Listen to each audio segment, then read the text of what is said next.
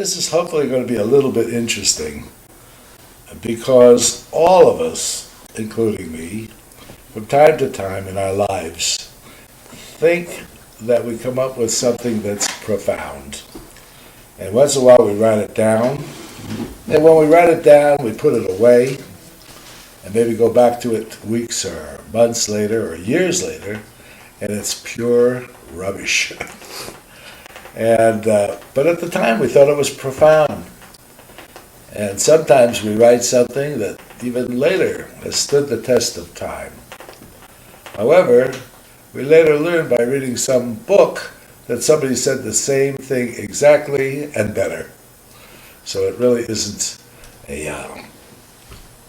like my hat. This is my King McMax hat, and I'm going to be wearing this hat throughout.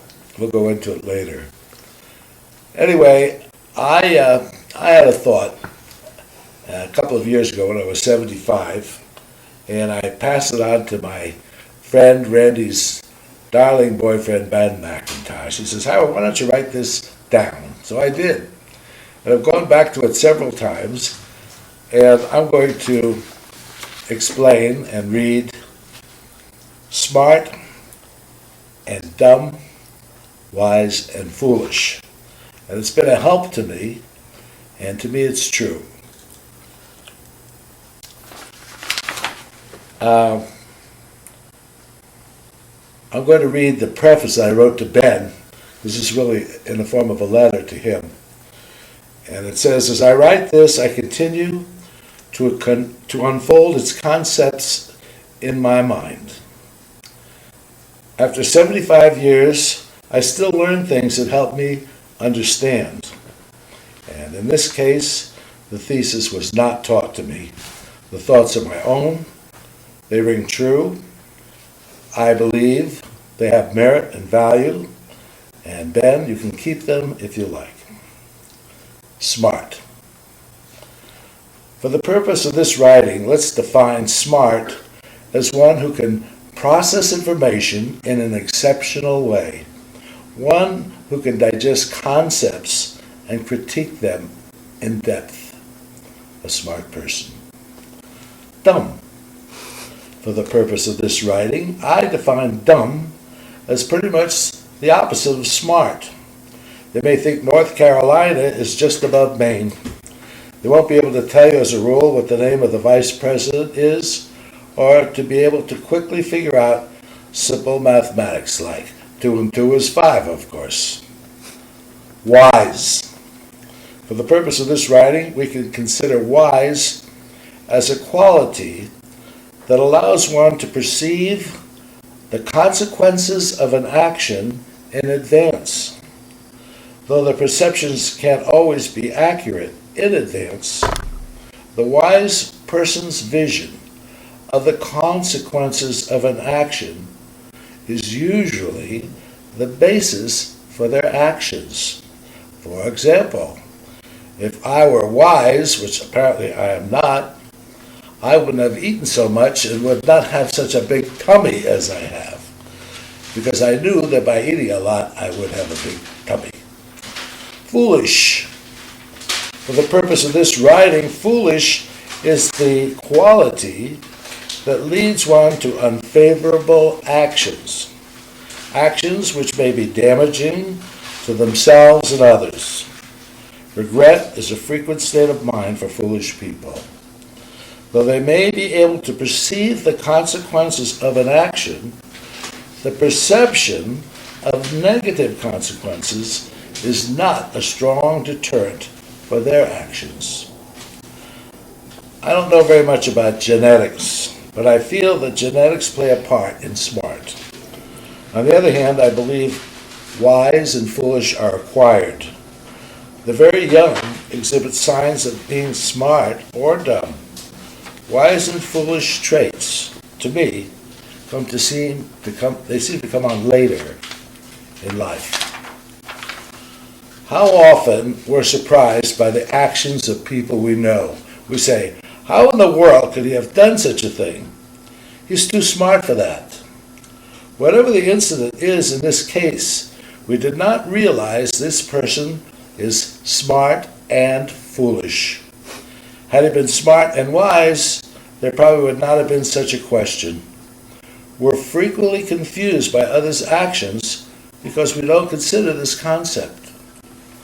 Visitors to prisons often remark that the high number of bright inmates surprises them. Visitors are puzzled by how these smart people found their way to criminal lives. Surely they could have done very well in life with their high intelligence without resorting to crime. It's a confusing idea because it's made without considering that the inmates were smart and foolish. Their foolish actions brought them to prison. I have recollections of those who I have known who are both smart and wise. Their smarts, coupled with their wise perception of the consequences of actions, usually leads them. They can be great advisors. They know and they do the right thing. As perceptions of consequences from actions are not always known to be true in advance, mistakes are sometimes made. Acts of fate can alter the results of good decisions. In the end, those who are smart and wise will stand tall among us. We see very smart people abusing their credit for needless reasons.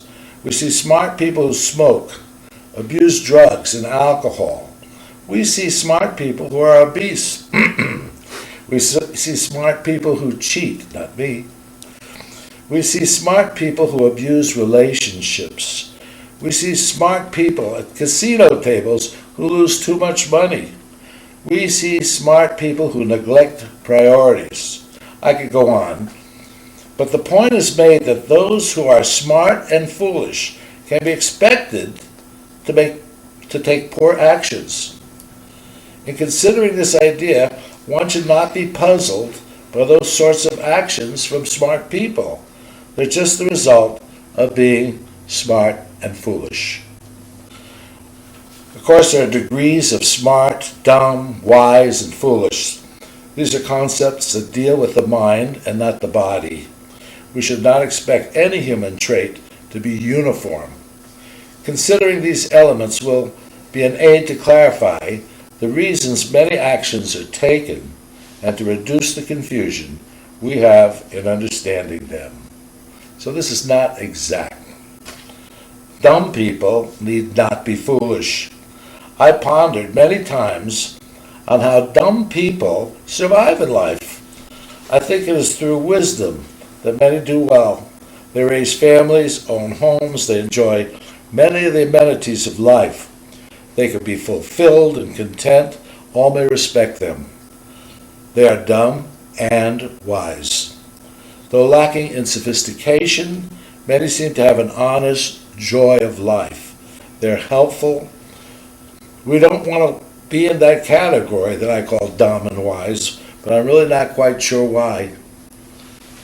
The last category, dumb and foolish, is not a place we want to be. Many in this group do not have the capacity to realize this category is where they are. For that reason, it is frustrating to try to reason with them. A foolish trait of others is not realizing it is almost useless to try. The dumb and foolish tend to be followers of ridiculous causes. They can be passionate over the absurd. They stand by their flawed positions long after they should. Expect nothing of value except perhaps a helping hand and a port in a storm. Humor them if you must. There's one additional segment of humankind that does not fit into the four categories discussed. None of the rules apply. They are the crazies. They may be smart or dumb, wise or foolish, it doesn't matter. You can't predict or understand what they do and why they do it. That is my little essay. Hope you find it profound.